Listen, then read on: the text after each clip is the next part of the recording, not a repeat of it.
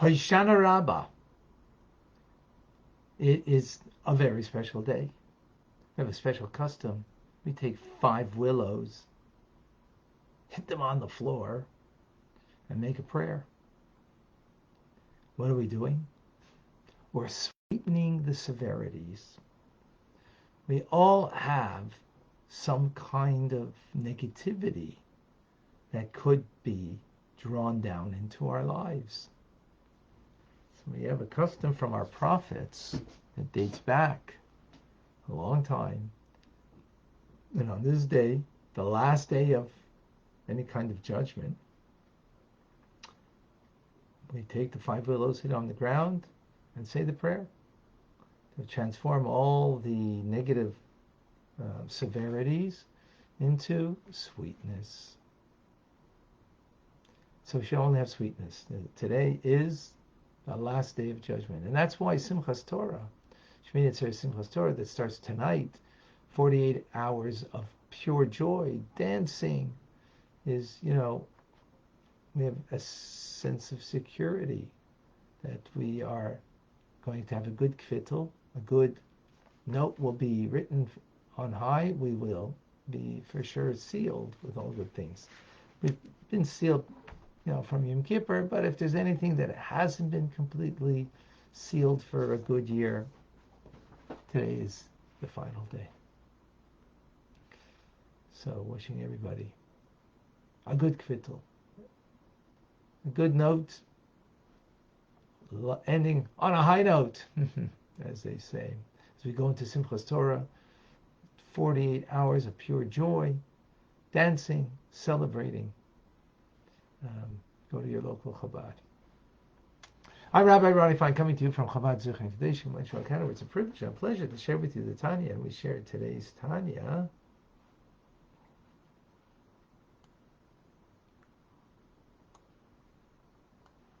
With many. I think you're all here. Michael, Parker, Brett, Rusty, Mordechai, John, Amy, Davida, Liba, Tony, Casey, Joseph, Irma, Rabab, Stan, Denise, David, Tatiana, Jan Silas, Rebecca, Daphne, Eugenia. Wow. Okay. Joe, Kate, and Benta, Natalie, Alice, David, Akoy. Beautiful. Okay. Sandy.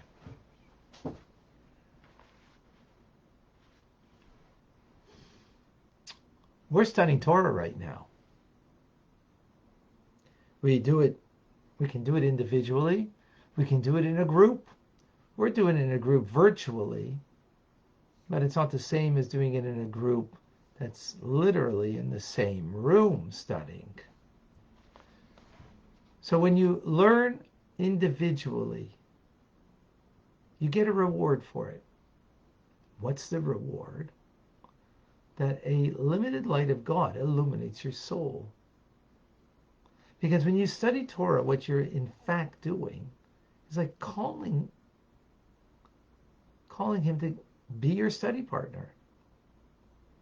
Just like a child calls their father. So we're calling our Father in heaven, if you will. We're calling God to study with us. That's what we're doing. And since we are seeking Him, in other words, we're not just seeking self-help. We're not just seeking, wisdom of life. We're seeking God. Like the child whose father Where are you? Father, Father. So when we study Torah, that's what we're doing, seeking God, our Father.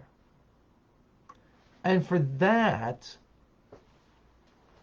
we're rewarded with a light that illuminates us.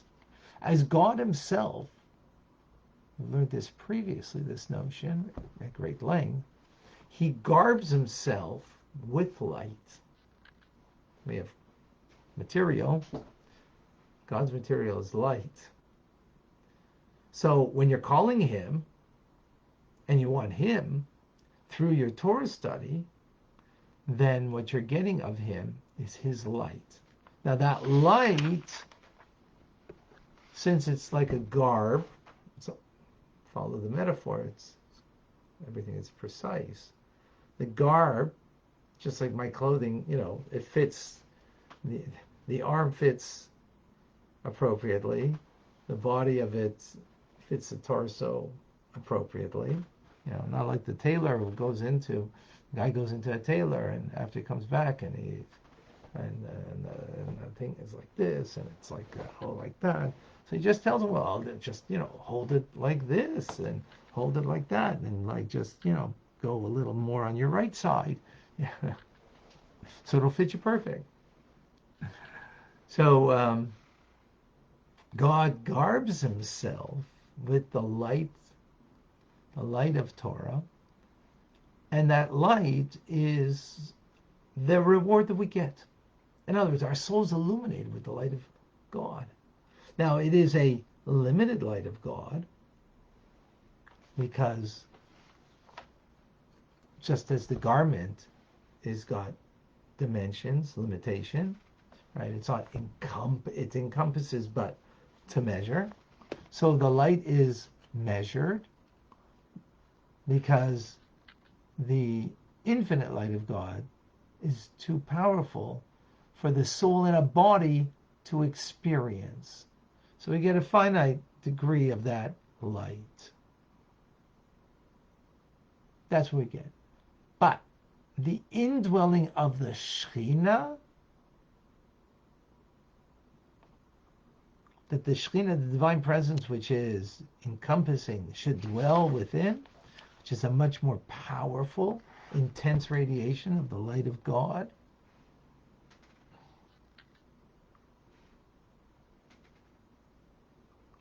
cannot be vested, integrated, and internalized within a finite soul. But it encompasses us from head to toe. That is what we get when we learn publicly with a group of 10 or more. That creates a entity of the congregation of Israel, and the 10 is sort of like a reflection of the entire Jewish people in a sense. And therefore, as our sages teach us, that when we're learning in that group, that the encompassing light of God, that's beyond what we can get as a reward for our personal learning individually, when we call God, that we get an irradiation of the soul, irradiated with a light of God that's limited. But this is extremely powerful. This light is transcendent. And the soul, again, vested in a body, cannot experience it. So it encompasses it from above, without limit, without end, but does not become vested within the finite soul and the intellect of the individual. That's why we do not apprehend with our intellect the delightfulness and the sweetness, the pleasantness of God, and the unlimited splendor of his Shekhinah, divine presence. Right? Which we accomplish that by doing a mitzvah, and in particular through what we're doing now, is studying Torah, albeit, not in the public way that it's spoken of over here.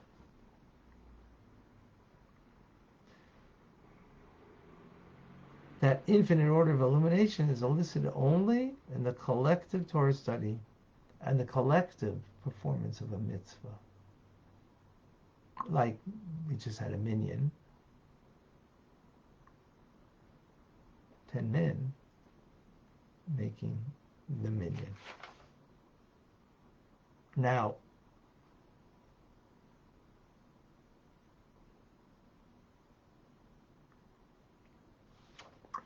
this you can't experience now. It'll be experienced in the world to come, times of Mashiach. It's too powerful, what we create.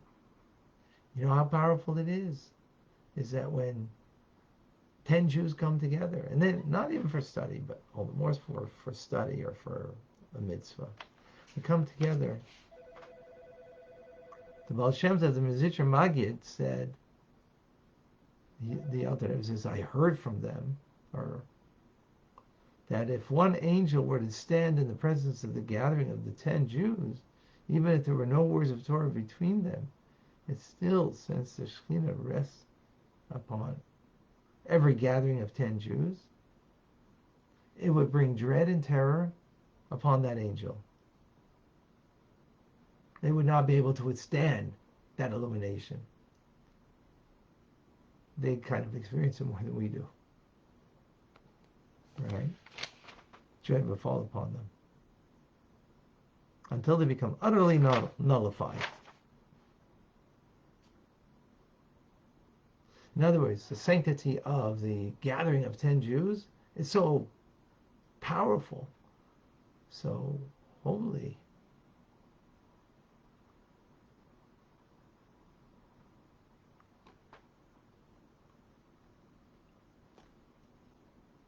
Yeah. All right. Any questions?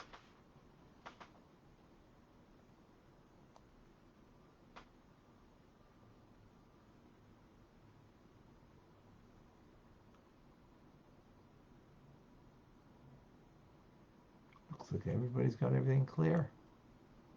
Amazing.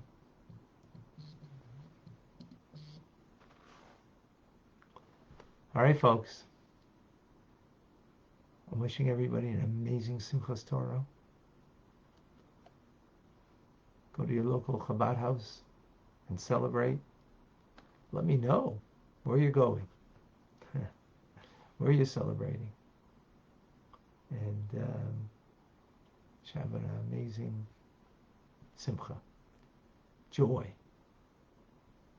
because we're connected to the Torah. Not because we learn it, but every Jew is connected to the Torah because it's in our DNA.